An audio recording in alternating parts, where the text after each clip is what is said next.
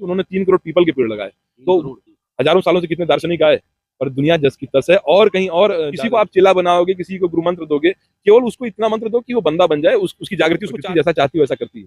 आज मनुष्यों के साथ जो चाह रही है वो कर रही है। मनुष्य की प्रकृति यात्रा के माध्यम से पेड़ पौधे लगाने का भी प्रयास करके इस तरह से यात्रा। हम बरगद पीपल पाकड़ ज्यादातर लगा के त्रिवेणी वृक्षों में, जो लोग आजकल वो पेड़ नहीं देखते हैं, तो हम ऐसे यज्ञ भी करते थे कि बारिश हो जाए, प्रकृति के साथ रह रहे हैं, हम उसी का दोहन किए जा रहे हैं, पर फिर भी हम मानो सांस ही ले रहे हैं, तो वो हमारी प्रकृति से ही आ रही है। जय श्री राधे श्री गोवर्धन महाराज की जय। जय माँ गंगे की। दोस्तों मैं आपको प्रयागराज दिखा रहा हूँ। मैं प्रयागराज की धरती पर हूँ, जो तीर्थों का राजा है। मेरे साथ महाराज जी हैं, देख रहे हैं जैसा कि आप। महाराज जी की साइकिल है, साइकिल पे क्या लिखा है ये भी देखें। पेड़ लगे हुए हैं महाराज जी के साथ में। जहाँ महाराज जी विराजते हैं वो इसको चलाते हैं। और क्या महाराज जी का उद्देश्य है, संकल्प क्या है, ये महाराज जी से जानेंगे। अन्य क्षेत्र प्रसाद ग्रहण कर रहे हैं, श्रद्धालु भक्त आ रहे हैं।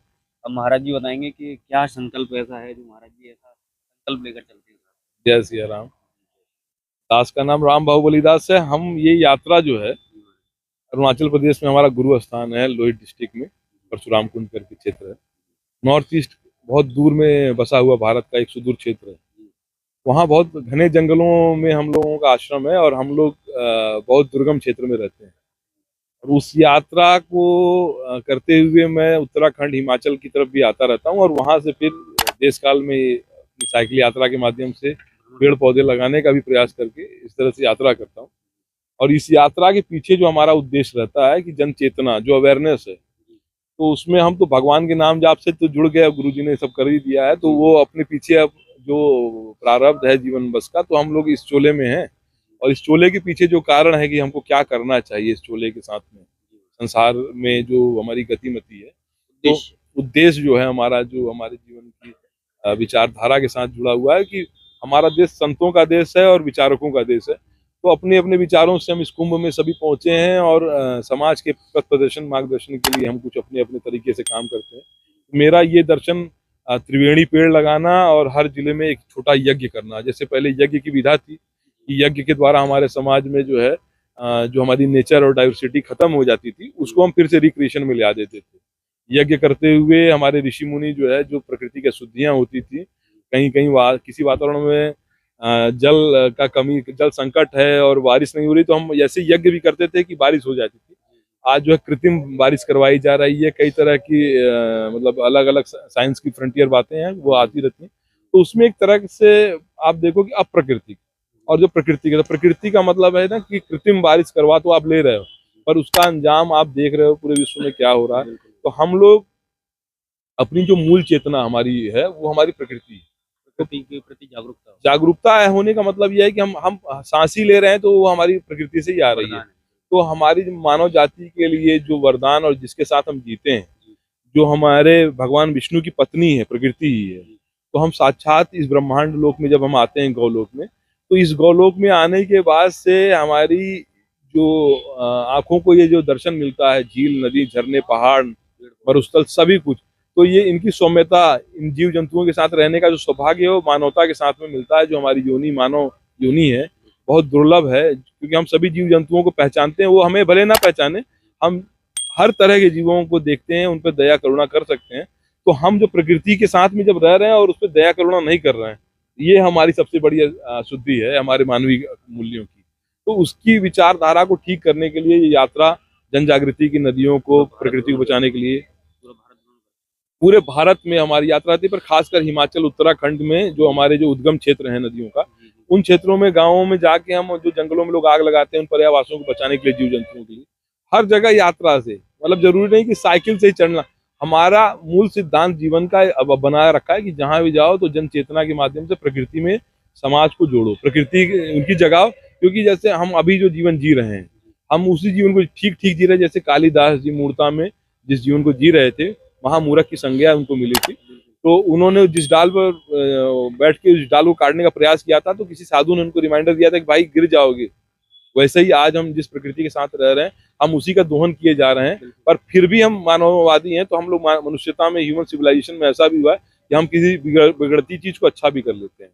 तो हमारे भारतीय दर्शन में बहुत कुछ आख्या व्याख्या मिलती है कि वही महामूर्ख कालिदास जी महाकवि भी बन जाते हैं, विज्ञान शकुंतलम रघुवंशम भी लिखते हैं। तो हम ऐसा ही प्रयास करें मानवीय मूल्यों में फिर से। तो हमारी जो प्रकृति अशुद्धि हो रखी है, हमारा जो इस समय हाँ, उसके लिए हमको सबको चेतन होना पड़ेगा। हमारे जो जीव जंतु हैं उनके पर्यावासों को नष्ट करके हम मनुष्य नहीं रह पाएंगे। हम भी उनके जैसे अब आज जो है जीव जंतुओं की संख्या कम करके मनुष्यों की संख्या कीड़े मकोड़ों के जैसी हो गई। और हम इसको ठीक ठीक अगर समझना चाहते हैं कि जो परमात्मा का जो कार्य है वो कर ही रहा है। हम पेड़ नहीं लगा सकते, हम पेड़ लगा के लोगों को नहीं जागृत कर सकते हैं। पेड़ परमात्मा ही लगाएगा, उसके जैसा कोई कार्य नहीं है। प्रकृति जैसा चाहती है वैसा करती है। आज मनुष्यों के साथ जो चाह रही है वो कर रही है। मनुष्य की प्रकृति जो हो रही है ये हमारा विधान है, हम इसको रोक नहीं सकते। पर हम मनुष्य हैं तो हम चेतन कर सकते हैं समाज को कि क्या ठीक और क्या गलत है, और किसी की अवधारणाओं में क्या क्या ठीक गलती होती है वो किसी एक आइडल पर्सन को देख के होती है। लेकिन महाराज जी मैं देखता हूँ जैसे संत हमारे हैं जो सनातन धर्म में, ये हमारे लिए आदर्श रहते हैं, जैसे गृहस्थ रहते हैं या फिर कोई भी कॉमन मैन, जैसे 140 करोड़ की जनसंख्या है उसमें साधु संत हमारे आदर्श रहते हैं। प्रकृति के प्रति जागरूक करें, हमें धर्म के प्रति जागरूक करें, हमें धर्म के रास्ते पे लेकर चलें। लेकिन प्रकृति का इस समय महाराज जी बहुत ही संसाधन, जो प्राकृतिक संसाधन है विलुप्त होते जा रहे हैं, बहुत ही दोहन हो रहा है जबरदस्त तरीके। जैसे हमारे देश का क्षेत्रफल है उसमें केवल 5 से 10 करोड़ लोगों के रहने लायक जो है संसाधन है, और हम लोग जो है अपनी भारत माता से नहीं धरती माता के ऊपर में काफी ज्यादा, जैसे ना कोई भार हो जाए कोई किसी चीज के ऊपर ना, तो वो ढोने में असमर्थ हो जाता है। तो वह हमारे जो इस समय जो देश काल की परिस्थिति है उसमें जनसंख्या का घनत्व तो हमारे लिए एक चिंता का विषय है। और जो प्रकृति के साथ में जो हो रहा है आप देख रहे हैं विकासवाद के लिए, उसमें मानवतावाद जो विचार है वो कहीं धुंधला सा दिखाई देता है, बहुत खोखलापन दिखाई देता है कि हम जिसके साथ में जिसकी भरोसे जी रहे हैं, सतत जी जी, और उसी को हम धोखा दिए जा रहे हैं। होता जा रहा तो हाँ हाँ जी, स्वार्थ का ऐसा ना कि एक स्वार्थ भी बुरा नहीं है, औरों को कष्ट ना हो। और स्वार्थ और परमार्थ में यही अंतर है कि जैसे अब मान लो मैं चोला ले लिया है मैंने अपना, तो चोले के पीछे हमारी एक अवधारणा है संतों की, समाज के हित की, समाज को एक मार्गदर्शन देने की, अपने निजी स्वार्थों में नहीं, परमार्थ में। त्यागना।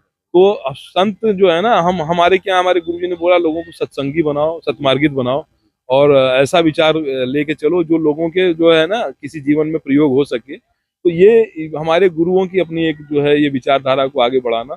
और हम नाम जाप सिमरन जाप हमारे क्या, तो हम समझाते ही हैं लोगों के जीवन में कि हम भी कोई प्रयास कर रहे हैं, हम भी नहीं पहुंच पा रहे हैं, हम भी प्रयास में हैं। पर ऐसा होता है ना कि जब हम जगते हैं तो जगाते हैं।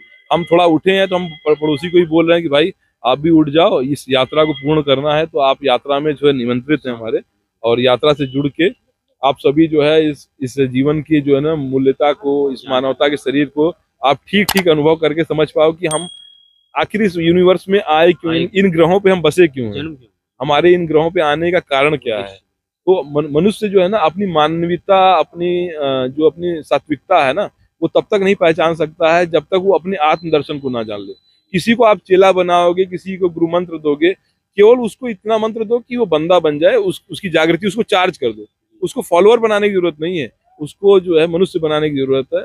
रिलीजियस बच्चे बहुत हैं, पर धर्म के आगे एक चीज है, वो है हमारी धरती। धरती माता के सभी बच्चे हैं।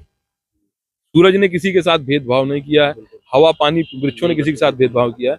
ये नानात्व के जो अलग अलग तरह के जो संप्रदाय और धर्मों के नाम से हमारे जीवन में अलग अलग विचारधाराओं को, फिर जैसे हमारी एक वृक्ष की अलग अलग शाखाओं के साथ में जो ना अलग अलग शाखाओं पे अलग अलग तरह का चित्रण होता है, तो वो उनमें ये भाव होता है कि जो मूल स्वभाव जो है ना जड़, उनको ऊर्जा जड़ से मिलती है। तो हमारी जो जड़ चेतन अवस्था होनी चाहिए अपने आत्मा की, जड़ चेतन अवस्था वो होनी चाहिए कि हम मानव हैं, मानवता हमारे लिए, हाँ, ह्यूमन बिहेवियर जो है मैनकाइंड्स के लिए हमारा जीवन जो है जुड़ा हुआ है। बाकी आप किसी को कितना भी नाम जाप, किसी को कितना भी सिमरन करने के लिए कहो, पर जब तक वो दया करुणा, एक चींटी को भी जब तक वो देख के ना सूक्ष्म दर्शन में ये ना कहे कि वो भी एक जीवन जी रही है और हमारे पैरों से दब जाएगी, तो उसको भी बचाने के लिए राम सुमिर के रहम करे ना।